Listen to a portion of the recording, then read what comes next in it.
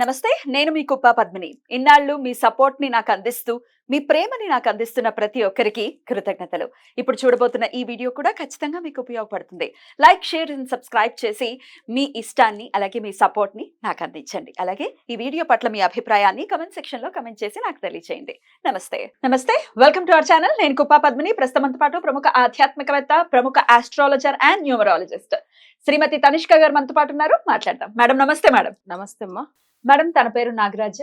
Live లో మీ చేత జాతకం చెప్పించుకోవడానికి ఇక్కడికి రావటం జరిగింది. ఒకసారి చెప్తారా మేడం? తప్పకుండా అమ్మా. డేట్ ఆఫ్ బర్త్ చెప్పండి. టైం 12:45 అంటే మధ్యాహ్నమా? నైట్ 1 కి ఆల్మోస్ట్. అప్పుడు మనం వచ్చి డేట్ మారుతుందేమో. అంటే 24th నైట్ అయినా లేకపోతే 24th అంటే 23rd నైట్. 24 ఓకే. ఎక్కడ ప్లేస్ ఆఫ్ బర్త్? ప్లేస్ వచ్చేసి ఏ డిస్ట్రిక్ట్ వస్తుంది? జైతల్ డిస్ట్రిక్ట్ వస్తుంది. అంటే మన కరీంనగర్ వస్తుంది అట్లా. కరీంనగర్ వస్తుంది. Okay okay. ఫస్ట్ ప్రశ్నం కూడా వేసాము, దాదిని చూస్తాము, తర్వాత మీ జాతక పరంగా ఎలా ఉంది అనేది కూడా చూస్తాం. యాక్చువల్గా మీది వచ్చి ఉత్తరాషాఢ నక్షత్రము, మకర రాశి. బట్ లాస్ట్ ఒక 2.5 years గానే మీకు మేజర్గా ఫైనాన్షియల్ ఇష్యూ ఉంది. ఎందుకంటే ఏల్రష్ అని, బట్ ఎక్కడ వెళ్ళినా కానీ జాబ్ స్టెబిలిటీ లేదు ఒకటి. రెండవది ఫైనాన్షియల్ ఇష్యూ. ఇదన్నీ కూడా లాస్ట్ 2.5 years వచ్చింది. నెక్స్ట్ వన్ ఏంటంటే మీకు వాల్యూ లేకుండా అయిపోతుంది ఎక్కడ వెళ్ళినా. సో ఏదో ఒక విషయం ప్రాబ్లమ్స్ ఎక్కడో జరిగేది మీ మీద వచ్చి పడుతూ ఉంటుంది. అంటే ఇవి వచ్చి శని వల్ల. సో ఇప్పుడు మేజర్గా లాస్ట్ 1 year పైన, అంటే 1.5 yearలో ఎక్కువ ఫ్యామిలీలో గొడవలు, ఫైనాన్షియల్ది ప్రాబ్లము. అసలు ఏ ఒక్క మాట అన్నా దాని ఇంట్లో ఉండే వాళ్ళు తప్ప అర్థం చేసుకోవడం, ఇంట్లోంచి బయట ఉండడమే బెస్ట్, కొన్ని అట్లా కూడా థింక్ చేస్తూ ఉంటారు. అంటే ఆఫీస్కి వచ్చేది బెస్ట్ ఇంట్లో ఉండేదానికంటే. ఇంటికి వెళ్ళిన కదా, 1 day ఉన్నాను, వచ్చేసా వెంటనే. అవును, చాలా రోజులు పడుతుంది అని చెప్పారు. 4 years అయితే అసలు ఇంటికి చూసారా, ఏల్రష్ అని స్టార్ట్ అయింది కదా, అక్కడ నుంచే ప్రాబ్లం తనకి. యాక్చువల్గా మకర రాశికి ఏల్రష్ అని స్టార్ట్ అయ్యి అసలు అందులో ఒక 3 years, ఇప్పుడు 1.5 అంటే 4.5 years దగ్గర సేమ్ అది కరెక్టే తనకి. ఎందుకంటే తనకి ఫ్యామిలీలో ఉండేదానికంటే బయట ఉంటేనే ప్రశాంతంగా ఉంది అని వాళ్ళ సొంత ఊరికి కూడా వెళ్ళడం ఇష్టం ఉండదు. అయితే ఇక్కడ ఎందుకంటే ఏళ్ళ శని అనేటప్పుడు జాతకంలో మనం వచ్చి ఎప్పుడు జన్మ శని, తర్వాత వచ్చి పాద శని, నెక్స్ట్ కుటుంబ శని, ఇవి 3 కలిపిదా ఏళ్ళ శని అని చెప్తాం. సో అప్పుడు రాశికి ముందుగా రాశిలో వచ్చిన ఒక 2.5, జన్మ రాశిలో ఒక 2.5, తర్వాత వచ్చేది 2.5 అట్లా. బట్ ఇప్పుడు లాస్ట్ 2.5లో జరుగుతుంది అనమాట. ఎందుకంటే ఇప్పుడు 2nd house లో ఉన్నాడు శని.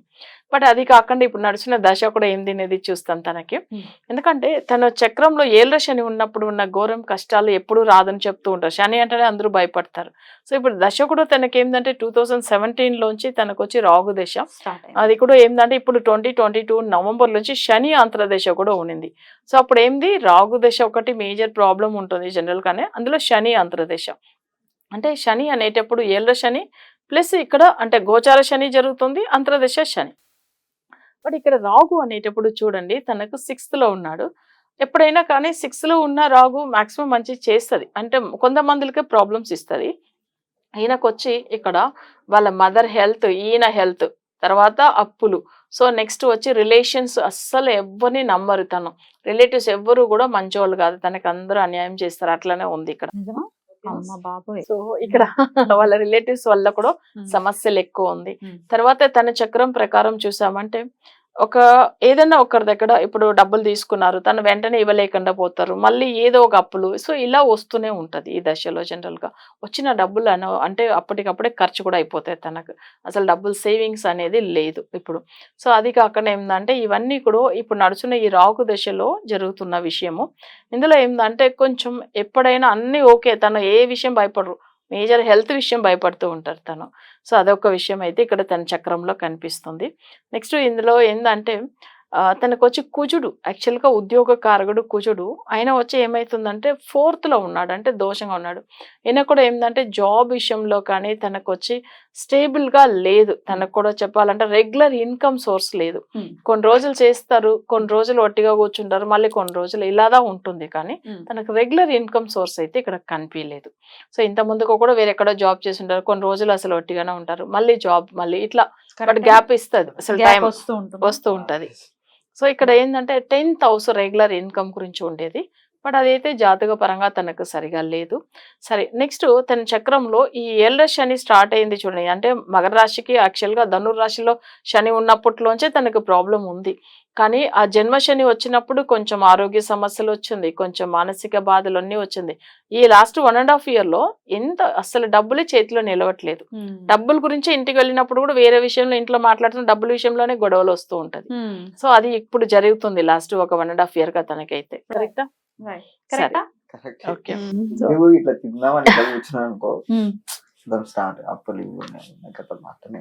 అప్పుల గురించి అప్పుల గురించి అసలు అదే అప్పుల విషయం ఇక్కడ మెయిన్ అప్పులదా మీ జాతక పరంగా. యాక్చువల్ గా కుజుడు రుణకారకుడు చెప్తాం కదమ్మా, ఆయన నెగిటివ్ గ్రహం అయిపోయాడు. లగ్నం వచ్చే ఆయనకు కుంభ లగ్నము, అక్కడ 10th లో మాంది అనే కుజుడు మేజర్. సో అదిదా ఆయనకు వచ్చే అప్పులకు సంబంధించిన విషయము. అయితే సెకండ్ మన దశ కూడా చూస్తాం. దశలో తనకి ఏం సమస్య అంటే రాహు దశ. రాహు అప్పులకు సంబంధించిన 6th house లోనే ఉన్నాడు. అందుకే అప్పులు ఫస్ట్ స్టార్టింగ్ లోనే అప్పుల విషయం చెప్పాను మీకు నేను కదా. సో ఇక్కడ అప్పులు మేజరు. తర్వాత తన రిలేటివ్స్ వల్ల అంత ఏం మంచి లేదు.